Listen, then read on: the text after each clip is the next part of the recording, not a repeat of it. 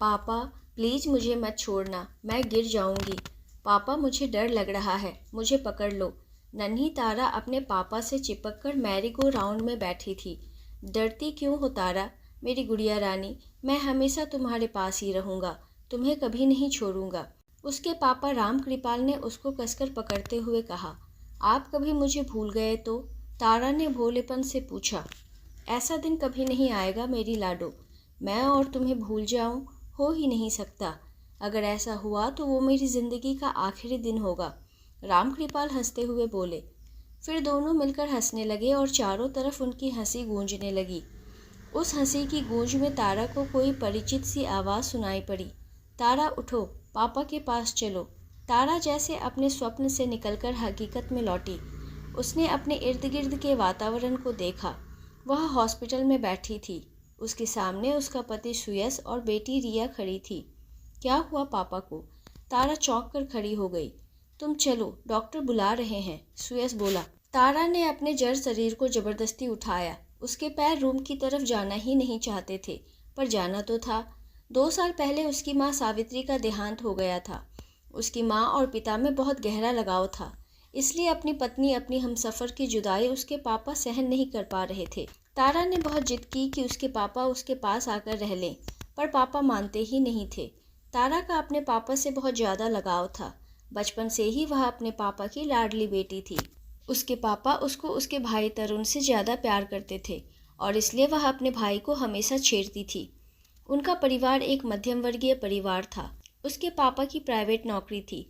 जैसे जैसे बच्चे बड़े हो रहे थे, ज़रूरतें भी बढ़ रही थी। उसके पापा ने ट्यूशन लेना प्रारंभ कर दिया और रविवार को भी पार्ट टाइम जॉब किया। तारा से यह सब छिपा हुआ नहीं था। वह अपने पापा को इतनी मेहनत करते देख रही थी, इसलिए उसने और तरुण ने भी पढ़ाई में जी जान लगा दी।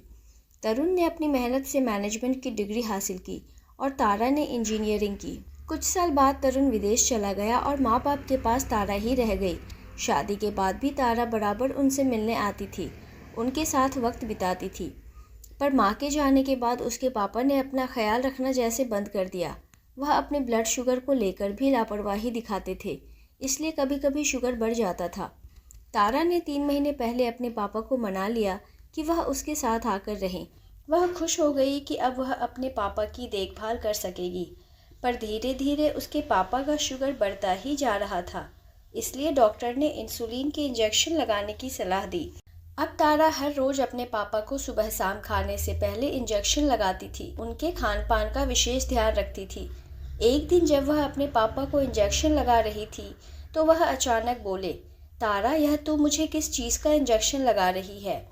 तारा थोड़ा चौंक गई और बोली, पापा, रोज़ आपको इंसुलिन के इंजेक्शन लगाती हूँ, भूल गए क्या आप? अरे नहीं नहीं, याद है मुझे, पर क्यों लगाती है? उसके पापा ने बच्चों जैसी भाषा में पूछा।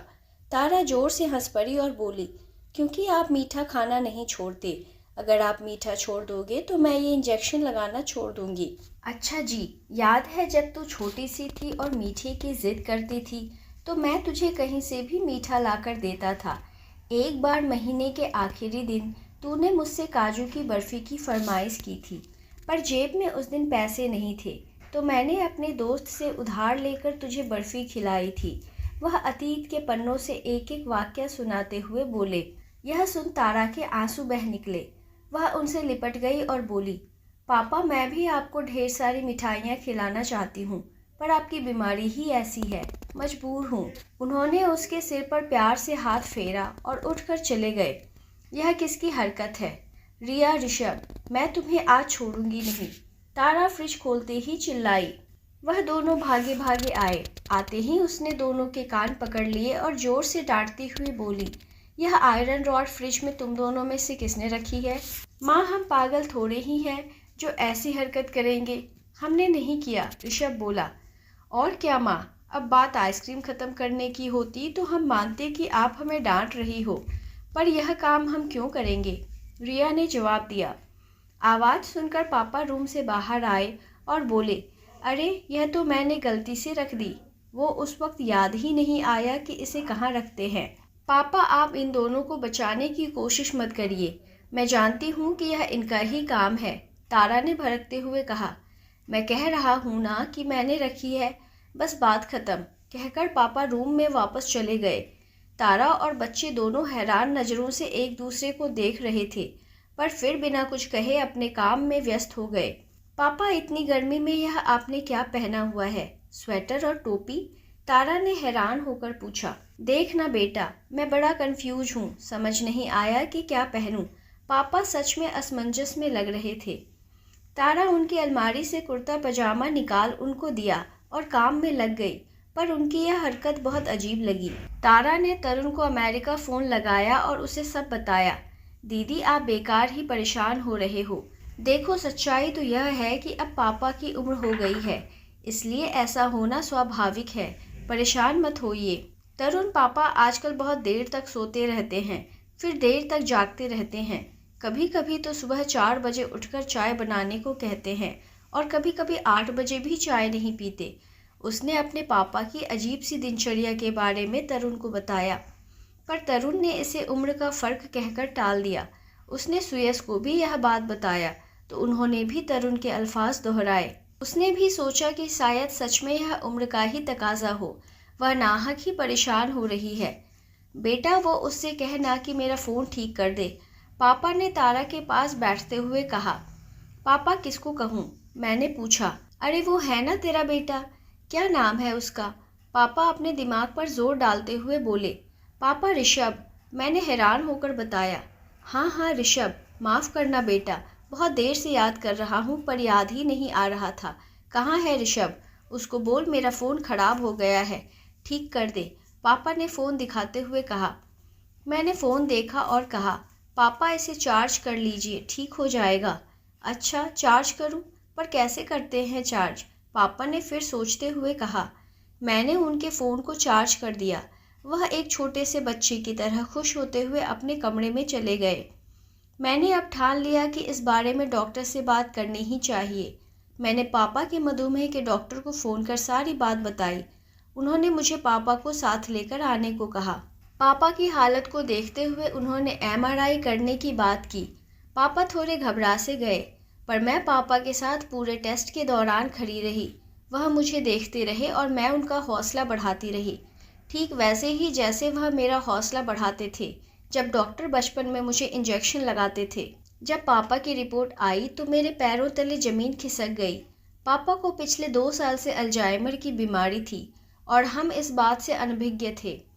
डॉक्टर के हिसाब से जैसे जैसे उम्र बढ़ेगी यह बीमारी भी उतनी ही बढ़ती जाएगी। अब हमें पापा का ज़्यादा ख्याल रखने की ज़रूरत थी। एक दिन पापा माँ की तस्वीर के सामने खड़े थे, उन्हें बहुत गौर से देख रहे थे। पापा, आप तस्वीर को ऐसे क्यों देख रहे हैं? मैंने पापा को उनका दूध का गिलास पकड़ाते हुए कहा। मैं याद कर रहा हूँ कि यह महिला कौन है, पर याद नहीं आ रहा। पापा ने बच्चों की तरह कुछ दूध कपड़ों पर गिराते हुए और कुछ पीते हुए कहा। आप इन्हें भूल गए? मेरी आंखों में आंसुओं का समंदर उमड़ पड़ा। फिर मैं अलमारी से माँ पापा की शादी की एल्बम निकाली, उन्हें एक एक कर सारी तस्वीरें दिखाई और याद दिलाया कि वह जिसे भूल गए थे वह उनकी जीवन संगिनी थी। अब मैं रोज़ पापा को कभी अपने बचपन की तो कभी शादी की, कभी ऋषभ और रिया के बचपन की फ़ोटो एल्बम दिखाने लगी। उन्हें कभी तो कुछ लोग याद आ जाते और कुछ याद दिलाने पर भी याद नहीं आते। आज मुझे किसी ने खाना नहीं पूछा, पापा ने सुयश से शिकायत लगाते हुए कहा।